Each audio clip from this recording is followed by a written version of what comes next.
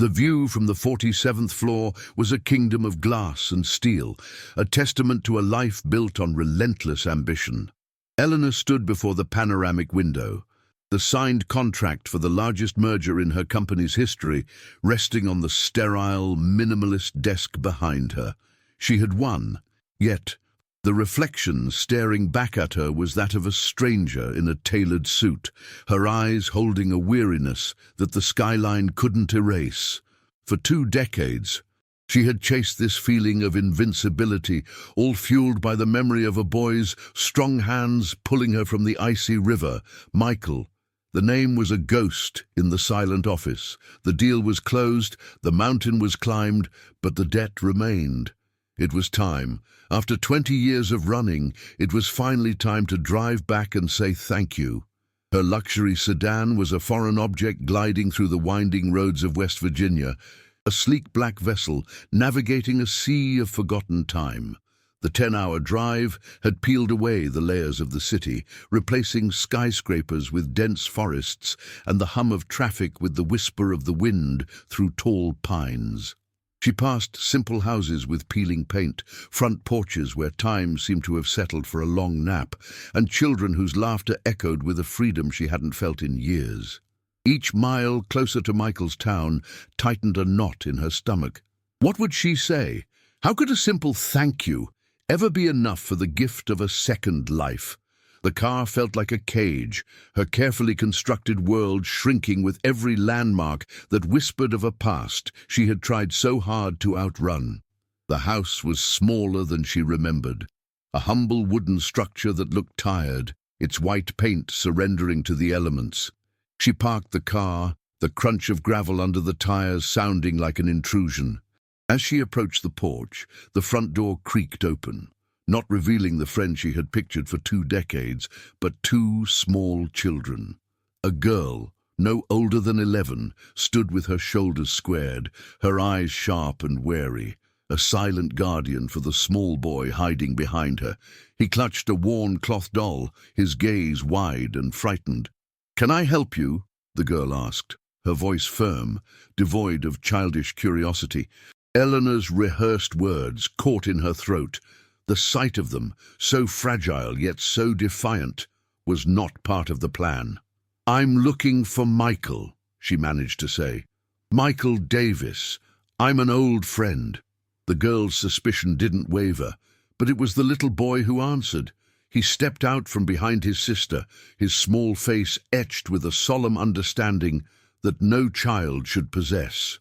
He looked from Eleanor's expensive coat to her lost expression, then lifted a small hand and pointed toward the vast, empty blue sky. "Daddy became a star in the sky," he said, his voice soft, a simple statement of fact that shattered the world. The air left Eleanor's lungs. The carefully constructed armor of success, of power, of control, disintegrated into dust. The gratitude she had carried like a sacred flame for 20 years was extinguished, replaced by the cold, suffocating ash of guilt. It's in moments like these you realize how fragile everything is. If stories like this one touch your heart, subscribing helps us continue to share them. She just stood there, a titan of industry undone by a whisper. The silence that followed was heavy, a vacuum where a lifetime of unsaid words should have been. A woman, older and stooped with a weariness that seemed to seep from the very wood of the house, emerged from the shadows of the hallway. This was the aunt, her face a roadmap of worry and hardship. Eleanor stood frozen on the porch, her mind trained to solve billion-dollar problems, grasping for a protocol that didn't exist. Her first instinct, the only one she knew, was to apply resources to a deficit.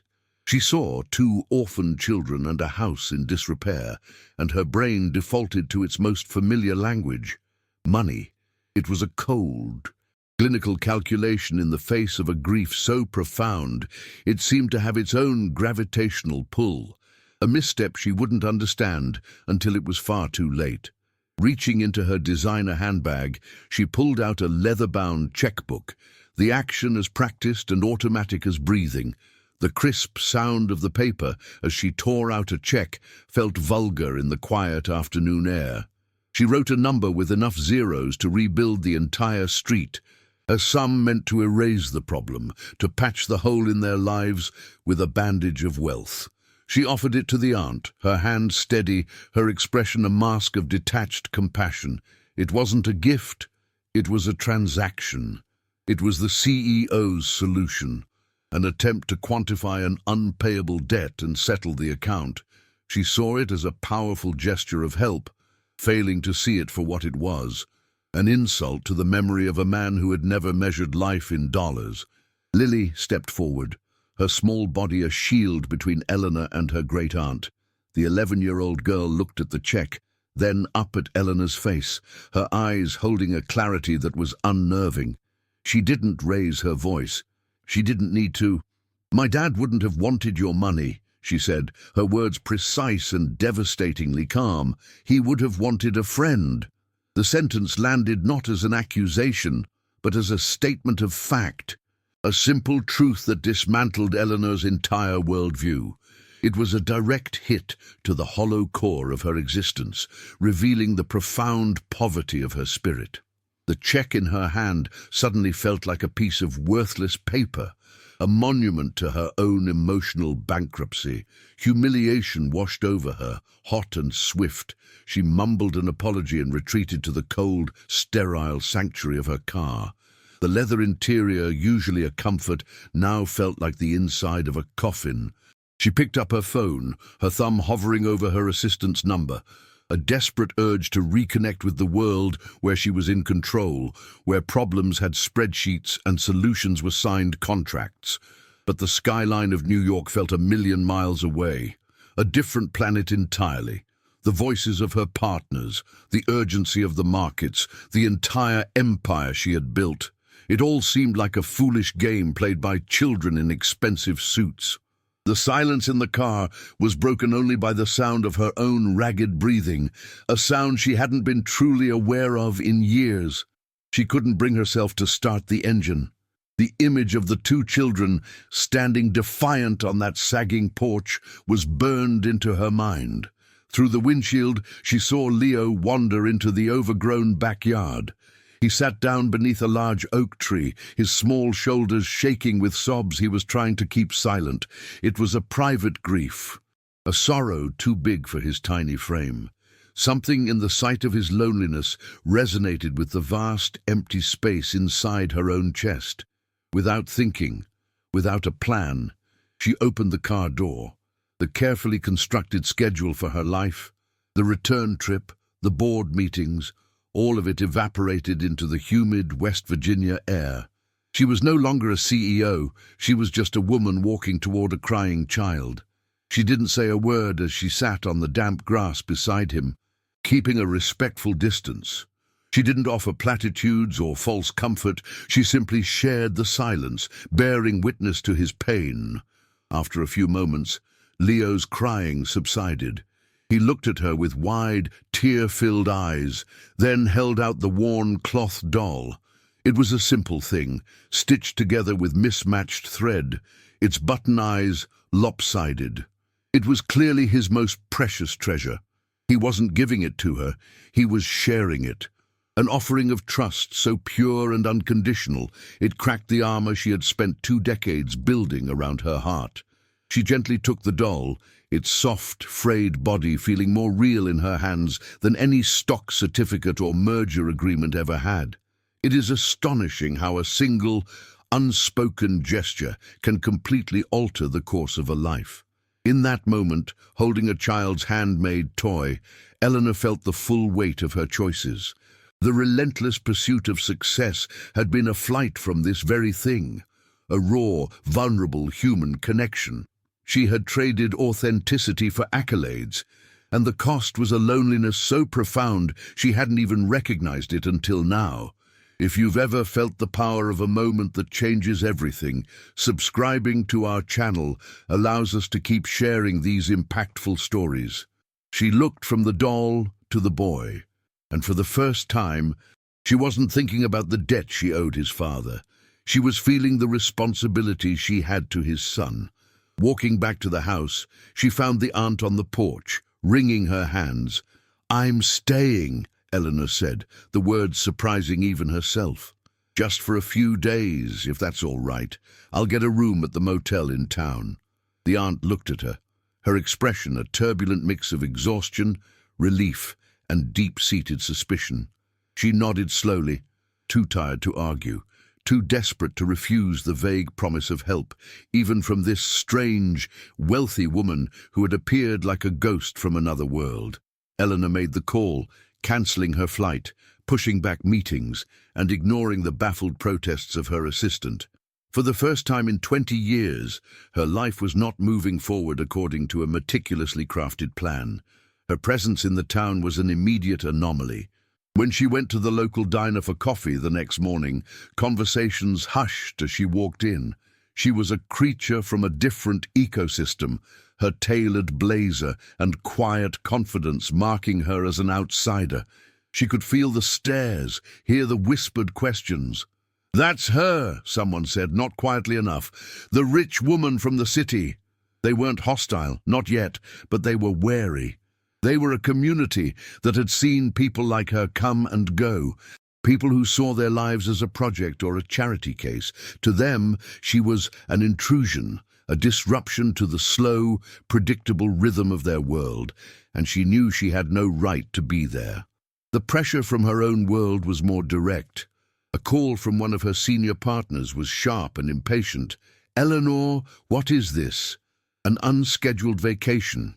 The board is getting anxious about the post-merger integration." She tried to explain, but the words felt hollow and insufficient over the phone. How could she describe the look in a little girl's eyes or the weight of a cloth doll to a man who only understood market share and profit margins? "Just a personal matter," she said finally. "I'll handle it." The call ended with a palpable sense of disapproval, a clear message that her carefully balanced world was beginning to tilt, and the people who depended on her were losing their patience. She tried to bridge the chasm between her and the children, with clumsy, disastrous results. She bought them expensive toys they didn't know how to play with and ordered gourmet food they refused to eat. One evening, she attempted to cook, filling the small kitchen with the foreign smells of truffle oil and herbs. Lily watched her silently from the doorway, then walked to the pantry, pulled out a jar of peanut butter and a loaf of bread, and made a sandwich for her and Leo. It wasn't an act of defiance, but a quiet declaration of their world and its boundaries. Eleanor was a guest, an intruder, and every attempt she made to help only highlighted how little she understood about their lives or about genuine care. The final external pressure arrived via a crackling phone call the aunt took one afternoon on the porch. Eleanor could only hear one side of the conversation, fragmented phrases that sent a chill down her spine. "But they're fine here. They're cousins in Ohio. I don't know if that's what's best. Foster care." The aunt hung up the phone, her face pale with fear. She explained that distant relatives, having heard of Michael's passing, were now suggesting the children would be better off in the state system, closer to them. The threat was no longer just about poverty or grief. It was about the imminent danger of the children being taken away, separated from the only home they had ever known. Eleanor's vague intention to help suddenly sharpened into a fierce, protective resolve. This was no longer just about her guilt. It was about their future. That threat of the state system was a cold, sharp blade that cut through Eleanor's ambiguity. It was no longer about atonement, it was about protection. She moved with the surgical precision of a CEO executing a hostile takeover, but this time her target was injustice. Lawyers were hired, paperwork filed, but her true campaign was fought on the ground. The old, sagging house was carefully taken down, and in its place, a new building began to rise. It wasn't a mansion, but a library, the first in the town's history. On the day of its opening, the entire community gathered on the fresh lawn. The air was a mix of quiet curiosity and lingering skepticism. They watched as Eleanor, dressed in simple slacks and a blouse, stood before them. The new Michael Davis Community Library, a silent testament to a promise she was only just beginning to understand. She walked to the simple wooden podium, a single sheet of paper in her hand. The crowd expected a donor's speech, a polite acknowledgement of their gratitude, followed by a swift departure back to her world of glass towers. Her hands trembled slightly as she looked out over the faces, a sea of hard-working people who had every reason to distrust her. Her eyes found Lily and Leo sitting in the front row, their gazes fixed on her with an intensity that pierced through her carefully constructed composure. In that moment, the prepared words on the page felt like a lie. She folded the paper, placed it deliberately to the side, and took a deep breath. The CEO was gone. All that remained was a woman about to tell the truth for the first time in 20 years. Her vulnerability a quiet offering to the town she had wronged. "Adi, I didn't know Michael Davis. The man," she began, her voice steady but soft, carrying on the gentle breeze. "I only knew Michael, the boy." She told them about the river, about the shock of the icy water and the terror of drowning. She described the strength in the hands that pulled her out, giving her back a life she hadn't yet earned. She confessed how she used that second chance to build an empire of steel and numbers, believing that success was the ultimate tribute to his sacrifice. "I thought I could repay a life with money," she admitted, her gaze sweeping over the crowd, holding nothing back. "I came here to settle a debt, and in my arrogance, I insulted the memory of the one person who showed me unconditional kindness. I was wrong, so profoundly wrong." Her focus returned to the children, her voice now cracking with an emotion she no longer tried to hide. "Your father gave me a second chance to live," she said, speaking only to them now, the rest of the world fading away.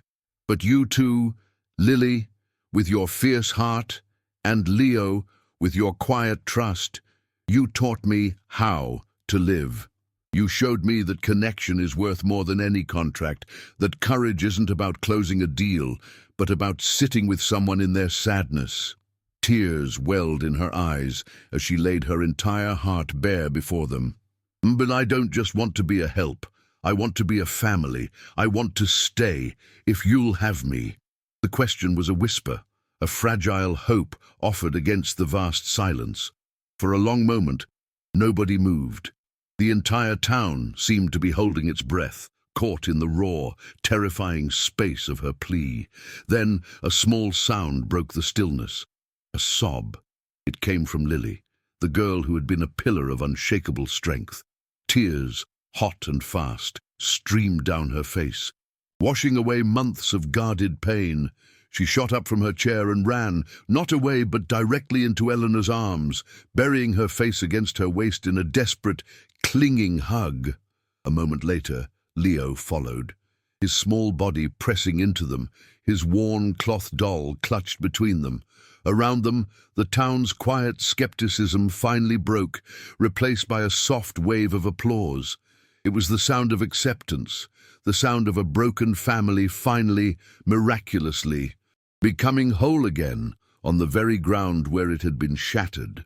The adoption was a quiet affair, a matter of paperwork and solemn promises made in a wood-paneled courtroom that smelled of old books and floor polish. For Eleanor, it was the most significant contract she had ever signed. Her signature, usually a weapon of corporate conquest, was now an act of creation, a legal and emotional binding that stitched 3 broken lives into a single, resilient tapestry. They didn't move back to New York. Instead, they built a new life in the house next to the library, a home filled not with sterile minimalism, but with the chaotic, vibrant clutter of Leo's building blocks and Lily's ever-growing collection of books. The town's suspicion slowly melted away, replaced by a grudging respect and then, finally, a genuine warmth. Eleanor was no longer the rich woman from the city. She was Lily and Leo's mom, a familiar face at the grocery store and the school play. She didn't abandon the empire she had built, she repurposed it. From a new office overlooking the town square, not a city skyline, she managed her company with a renewed sense of purpose. She established the Michael Davis Foundation, a corporate social responsibility arm that became the firm's beating heart. Her legendary business acumen was now directed at creating opportunities, funding educational programs, and revitalizing forgotten communities across the country, starting with their own. She used her power not to acquire, but to build. Her partners in New York, initially baffled, soon saw the undeniable results, not just in public goodwill, but in a company culture that attracted the brightest minds, people who wanted to do more than just make money. Eleanor had discovered that her greatest asset wasn't her ability to dominate a market, but her capacity to nurture a legacy. Years passed like seasons, each one bringing more healing and growth. Lily, inheriting her father's quiet strength and Eleanor's sharp intellect, became a passionate advocate for rural education, eventually heading to college with a plan to return and expand the foundation's work. Leo, who had once hidden behind his sister, found his voice in art and design, filling sketchbooks with plans for sustainable community buildings and beautiful public parks. He still carried the cloth doll, not as a crutch for his grief, but as a treasured reminder of the love that had anchored him. Eleanor watched them grow, her heart filled with a quiet, profound joy that no billion-dollar merger could ever provide. She had come to West Virginia to repay a debt to the dead, but had ended up building a future for the living, most of all for herself. One late spring afternoon, Eleanor sat on a bench outside the thriving community center, which now included a health clinic and a vocational school. She watched as Lily, home from college for the summer, patiently taught a small, scared-looking boy how to plant a sapling in the community garden. The boy reminded her so much of Leo on that first, terrible day. He looked up at Lily with wide, trusting eyes, and in that simple, gentle interaction, Eleanor saw the perfect, beautiful circle of Michael's gift. His one act of selfless courage hadn't just saved a girl from a river. It had rippled through time, creating a family, rebuilding a town, and planting seeds of kindness that would continue to grow for generations. It's amazing how a single life can touch so many others. If you feel the same way, please consider subscribing, because it's your support that allows these kinds of powerful legacies to be shared.